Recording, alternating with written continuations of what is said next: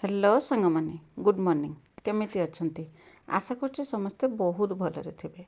आपण समस्त को मो तरफ जय गुरु ठाकुर डाकुଛି ଆପଣ ଭଲରେ ରୁହନ୍ତୁ ସୁସ୍ଥରେ ରୁହନ୍ତୁ ଆପଣଙ୍କର ପୁରା ଦିନଟି ମଙ୍ଗଳମୟ ହଉ ଆଉ ଭଲରେ କଟିଯାଉ। ତ ମୁଁ ବି ଭଲରେ ଅଛି ସବୁଦିନ ଭଳିଆ ହେଇଛି ଆଉ ଗୋଟେ ସୁନ୍ଦର ସକାଳର ଆରମ୍ଭ ଆଉ ଏ ସୁନ୍ଦର ସକାଳର ଆଉ ଗୋଟେ ଫ୍ରେଶ୍ ଆଉ ନୂଆ ବ୍ଲଗ୍କୁ ମୁଁ ପୁଷ୍ପ ଆପଣ ସମସ୍ତଙ୍କୁ ସ୍ୱାଗତ କରୁଛି। ତ ସବୁଦିନ ଭଳିଆ ଆଜି ବି ସେରକମ ସକାଳ ଟାଇମ୍ ଆଉ ସକାଳଟା ମୋତେ ଆଜି ବହୁତ ସୁନ୍ଦର ଲାଗିଲା କାହିଁକିନା ଏବେ ଯେଉଁ ବସନ୍ତ ଋତୁ ଯେଉଁ ଚାଲିଛି ତ ସକାଳଟା ବହୁତ ସୁନ୍ଦର ଏତେ ସୁନ୍ଦର ଲାଗୁଛି ନ କହିବା କଥା ହାଲକା ହାଲକା ଶୀତ ଲାଗୁଛି ଆଉ ଚଢ଼େଇମାନଙ୍କର ଯେଉଁ କିଚିରି ମିଚିରି ଶବ୍ଦ ଏହି ସମୟରେ କାହିଁକିନା ହଳଦୀ ବସନ୍ତ ଦେଖାହେଉଛନ୍ତି ଟିଆ ଚଢ଼େଇ ବି ଦେଖାହେଉଛନ୍ତି ଶୁଆଶାରୀ ଯେଉଁ କହନ୍ତି ନା ସେ ଚଢ଼େଇ ବି ସମସ୍ତେ ଦେଖାହେଉଛନ୍ତି ଆଉ ବହୁତ ସୁନ୍ଦର ଲାଗୁଛି ସକାଳଟା। ଆଉ ଚଢ଼େଇ ବି ଆସିକି ଯେଉଁ ବଣି ଚଢ଼େଇ ଆଉ କୁଣ୍ଡା ଭୁସୁଣ୍ଡି ଚଢ଼େଇ ସେ ଚଢ଼େଇ ବି ଉଡ଼ିକି ଆସିକି ବସୁଛନ୍ତି ସେଇଥିପାଇଁକି ମୁଁ ଟିକେ ସକାଳର ଭିଡ଼ିଓ ଟିକେ ବନେଇ ଦେଇଥିଲି। ତାପରେ ମୁଁ କିଛି ଭିଡ଼ିଓ ବନେଇଥିଲି ଯେରକମ ଘରଦ୍ୱାର ଝାଡ଼ୁ କରିଥିଲି ଫୁଲ ତୁଳିଥିଲି ଆଉ କନା ବାସନ କୁସନ ଧୁଆଧୁଇ ବାସି କାମ ଯେ କରିଥିଲି ଚା କରିକି ବି ସବୁ ପିଇ ଦେଇଛେ ପିଆ ପିଇ ସରିଲା ପରେ ତାପରେ ଆସିକି ବାବା ମୁଁ ଦୁଇ ଜଣ ଲାଗିଥିଲେ କାମ ବୁଲିକି ଧାନ ପାଣିଲ ଦଉଥିଲେ ଆଉ ଏଠି ଯେଉଁ ଖଳାରେ ଯେ ଧାନ ସବୁ ଯେଉଁ କୁଢ଼ା ହେଇଥିଲା ସେ ଧାନକୁ ସବୁ ଉପରକୁ ଉଠେଇଥିଲେ ଏରକମ କାମ ଆମର ଚାଲିଥିଲା ସକାଳ ବେଳେ ସବୁ। ଆଉ ଏଇ କାମ କରିବା ଭିତରେ କରନା ସକାଳେ ତ ସେ ସବୁ କାମ ଏଇ ସବୁ ଛୋଟିଆ ମୋଟିଆ କାମ ଯେଉଁ ସବୁ ଛୋଟିଆ ମୋଟିଆ କ'ଣ ସବୁ ବଡ଼ ବଡ଼ କାମ ଏଇ ସକାଳେ ହିଁ ସରେଇ ଦଉଁ ସେଇଥିପାଇଁ କି ମୋତେ ସକାଳେ ଗାଧୁଆ ପାଧୁଆ କାମ କରିବାକୁ ଟିକେ ଲେଟ୍ ହୁଏ ସେ ପର୍ଯ୍ୟନ୍ତ ଚୁଲିରେ ଚୁଞ୍ଚ ବି ମାରିଥିଲିନି ମାନେ ଏକା କରନା ଏଇ ଧାନ କାମଟା କାହିଁକିନା ଏବେ ପାଣି ଆସୁଛି ନା ପାଣି ଆସିଲା ମାନେ ଧାନଟା ଦେଇଦେଲେ ହେଉଛି ସୁବିଧା ହେବ ମାନେ ଧାନରେ ପାଣି ଦେବା ପାଇଁକି ତ ସେଇଥିପାଇଁ ସକାଳେ ପାଣି ଭର୍ତ୍ତି ମାନେ ଧାନ ଭର୍ତ୍ତି କରୁଥିଲେ। ଆଉ ସେଇ ସମୟରେ କରନା ସକାଳେ ରାସ୍ତାକୁ ଆସିଥିଲେ ମାଛବାଲା ଯେତେବେଳେ ମାଛ ଡାକିକି ଯାଉଥିଲେ ତ ବାବା ଧାଇଁକି ଯାଇଥିଲେ ଦେଖିଲା ବେଳକୁ ନା ସେ ଦିନିକି ଆସିଥିଲେ 3 ପ୍ରକାର ମାଛ ଗୋଟେ ରୋହି ମାଛ ଗୋଟେ ଭାକୁଡ଼ ମାଛ ଆଉ କରନା ପାଣି ଆଖିଆ ମାଛ ରୋହି ମାଛ ତ ଠିକ୍ଠାକ୍ ଥିଲା କିନ୍ତୁ ଯେଉଁ ଭାକୁଡ଼ ମାଛ ଥିଲା ନା ସେଟା ଛୋଟ ଛୋଟ ଭାକୁଡ଼ ମାଛ ଥିଲା।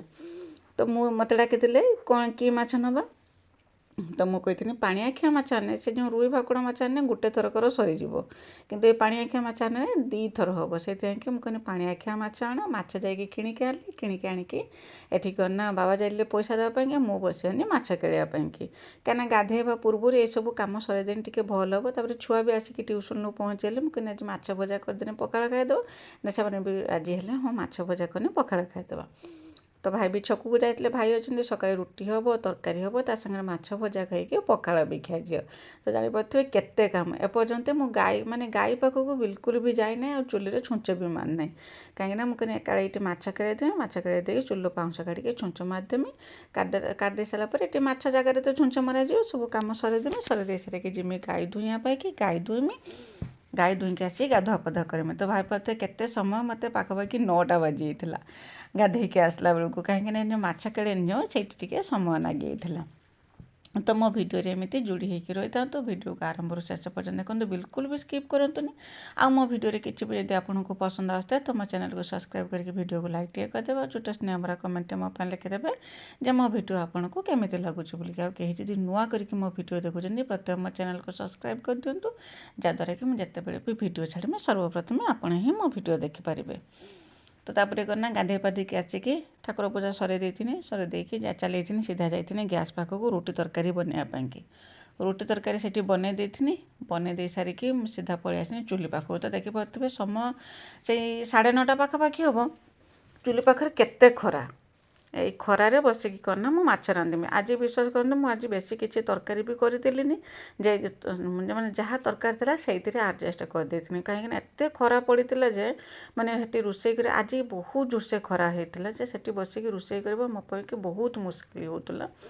ତ ମାଛଟା ଆଣିକି ଏଇଠି ଭାଜିଥିଲି ଭାଜି ଦେଇକି ଯାଇକି ପଖାଳ ଖାଇଥିଲେ ପଖାଳ ଖାଇ ଦେଇକି ଆସିକି ମାଛ ତରକାରୀଟା ମୁଁ ବନେଇ ଦେଇଥିଲି ବନେଇ ଦେଇକି ନେଇକି ରଖିଦେଲି ରଖିଦେଇ ସାରିକି ଯେଉଁ ଖାଇଥିଲେ ଯେଉଁ ବାସନ କୁସନ ସବୁ ଉଠା ଉଠି କରିକି ଗୁଛାଗୁଛି କରିଦେଲି କରିଦେଇକି ଆସିକି ଭାତ ବସାଇ ଦେଇଥିଲି ଭାତ ଆଉ ମାଛ ଚୁଲିରେ କରିକି ନେଇ ଆନି ଆଉ ସକାଳେ ଯେ ବନେଇଥିଲି ରୁଟିର ଖାଇବା ପାଇଁ ଘାଣ୍ଟ ଯେ ବନେଇଥିଲି ଭାଇ ଏକଲା ଖାଇଥିଲେ ସେ ଘାଣ୍ଟ ଥିଲା ସେ ଘାଣ୍ଟ ଆଉ ଗଲା କାଲି କାଞ୍ଜି ବନେଇଥିଲି କାଞ୍ଜି ବି ଥିଲା ସେ କାଞ୍ଜିକି ଗରମ କରିଦେଇଥିଲି ବାସ୍ ଏତିକି ହିଁ ତରକାରୀ କରିଥିଲି ଆଉ ବେଶୀ କିଛି ତରକାରୀ କରିପାରିଲିନି କାହିଁକିନା ଖରା ଏତେ ଜୋର ହେଇଥିଲା ଯେ ଚୁଲି ପାଖରେ ବସି ବି ହେଉଥିଲାନି ମୁଁ କ'ଣ କରୁଥିଲି ନା ଭାତ ସେଠି ବସାଇ ଦେଇଥିନି, ମାଛ ତ ରାନ୍ଧିଦେଇଥିନି, ମାନେ ଖରାଟା ଏତେ ଜୋର କାଟୁଥିଲାନି, କିନ୍ତୁ ଯେତେବେଳେ 11ଟା 11:30 ଖଣ୍ଡେ ହେଇଗଲା ଖରାଟା କାଟିଲା ବହୁତ ଜୋରସେ। ଏକ ତ ନିଆଁ ଦାସ, ତାପରେ କ'ଣ ନା ଉପରୁ ଆସୁଥିଲା ଖରା, ଖରା ବହୁତ ଜୋରସେ କାଟିଥିଲା।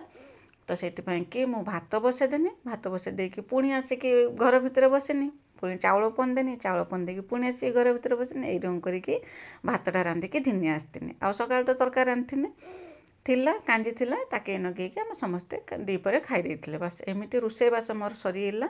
ସରିଗଲା ପରେ କାହିଁକିନା ଚୁଲି ଯେହେତୁ ନାଗିଥିଲା ନା, ଚୁଲିକି ଆଉ ଲିଭେଇଥିଲିନି, ସେଇଠି ମାଛ ରାନ୍ଧିଦେଇକି ସାଙ୍ଗେ ସାଙ୍ଗେ କରିନା ଭାତ ଟିକେ ବସାଇ ଦେଇଥିଲି। ଭାତ ମାଛ ରେଡ଼ି ହେଇଗଲା, ତାକୁ ରଖିଦେନି, ରଖିଦେଇ ସାରିକି ଯେଉଁ ବାସନ କୁସନ ଯାହା ସବୁ ଥିଲା ତାକୁ ସବୁ କରିନା ଗୁଛେଇକି ସବୁ ଧିନି ଆସିନି। ଆମେ ଯେ ଭାତ ଖାଇଥିଲେ, ଯେଉଁ ପଖାଳ ଯେଉଁ ଖାଇଥିଲେ, ଆଜି ବାବା ବି ପଖାଳ ଖାଇଥିଲେ ଆମ ସାଙ୍ଗରେ, ମିକିଲି ଖାଇଥିଲାନି, ମିକିଲି ତା ସ୍କୁଲ ପଳେଇଥିଲା। ଆଉ ଗେଲନ ମୁଁ 2 ଜଣ ଆମେ ସମସ୍ତେ ମାଛ ନଗେଇକି ପଖାଳ ଖାଇ ଦେଇଥିଲେ। ପଖାଳ ଖିଆ ବାସନ ଥିଲା, ଆଉ ଜଣଙ୍କୁ ମଗୁଡ଼ ବଗୁଡ଼ ବାସନ ଥିଲା, ସେ ବାସନ କୁସନ ସବୁ ଆଣିକି ଧୋଇ ଦେଇଥିଲି, କାରଣ ସମୟ ବହୁତ ଥିଲା, ଆଉ ରୋଷେଇ ବି ବହୁତ ଶୀଘ୍ର ସରିଯାଇଥିଲା ମୋର। ଖାଇବାକୁ ଆସିଥିଲିନି ଏପର୍ଯ୍ୟନ୍ତ, ତ ମୁଁ କହିନି ସେଇ ସମୟ ଭିତରେ ଏଇସବୁ କାମ ମୁଁ କେତେବେଳେ କରେ ନା, ଯେତେବେଳେ ଭାତ ଟିକେ ବସାଇ ଦେଇକି ଆସିକି ଏଇସବୁ କାମ କରେ।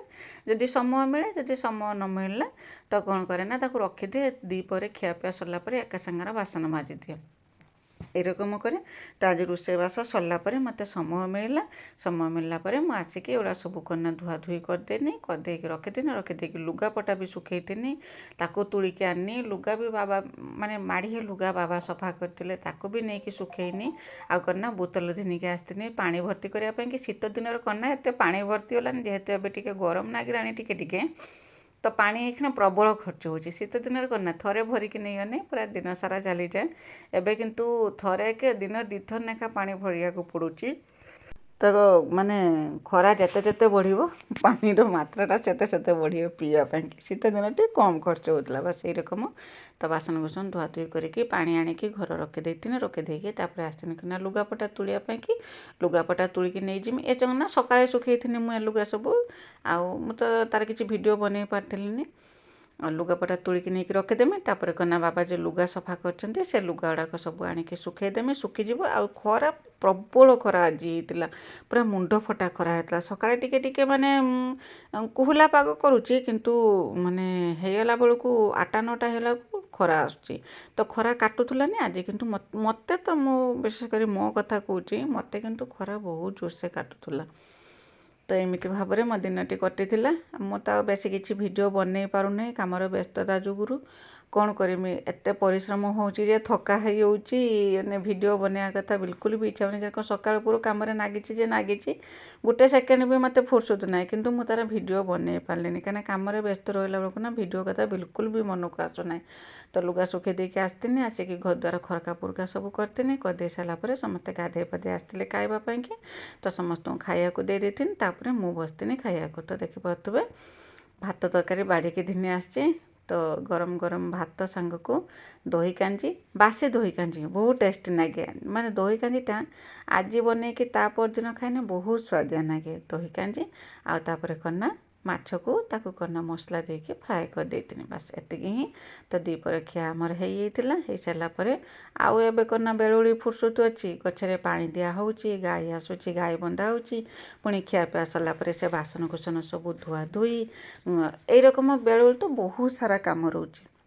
ତ ଆଜି କନା ଧାନ ବହୁତ ଦିନରୁ ଗୋଟେ ଜାଗାରେ ରହିଥିଲା, ଯେଉଁଟାକି ମାଟି ଗୁଡ଼ି ଧାନ ହେଇକି ରହିଥିଲା, ଧୂଳି ସେଥିରେ ଭର୍ତ୍ତି ହେଇଥିଲା।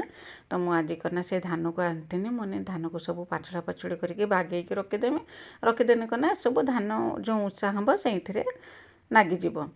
ତ ଏ ଭାବିକି ଭାଇ ସେପଟର ଧାନ କନା ଠୁଳଉଥିଲେ ନା କ'ଣ କରୁଥିଲେ, ଏଇରକମ ଭାଇ ସେପଟର କାମ କରୁଥିଲେ, ଏପଟର ମୁଁ ହେଉଛି ଧାନ ପାଛୁଡ଼ୁଥିନି। ତ ଧାନ ପାଛୁଡ଼ି ସାରିଲା ପରେ ତ ସେପାରିକି ଯାଇଥିନି, ଗଛରେ ପାଣି ଦେଇଥିନି, ଗାଈ ଆସିଥିଲା ଗାଈ ବାନ୍ଧିଥିନି, ଗାଈ ଦୁଇଁଥିନି, ଘରଦ୍ୱାର ଖରକା ପୁରକା କାମ କରିଥିନି। ଏଇଟା ହେଉଛି ବେଳୁଳି ସମୟର ଭିଡ଼ିଓ। ସମୟ ହେଇଯାଇଥିଲା ପାଖାପାଖି 4:30 ହେଇଯାଇଥିଲା, ମିକିଲି ସ୍କୁଲରୁ ଆସିଥିଲା। ତ ଏମିତି ଭାବରେ ମୋ ଦିନଟି କଟିଥିଲା।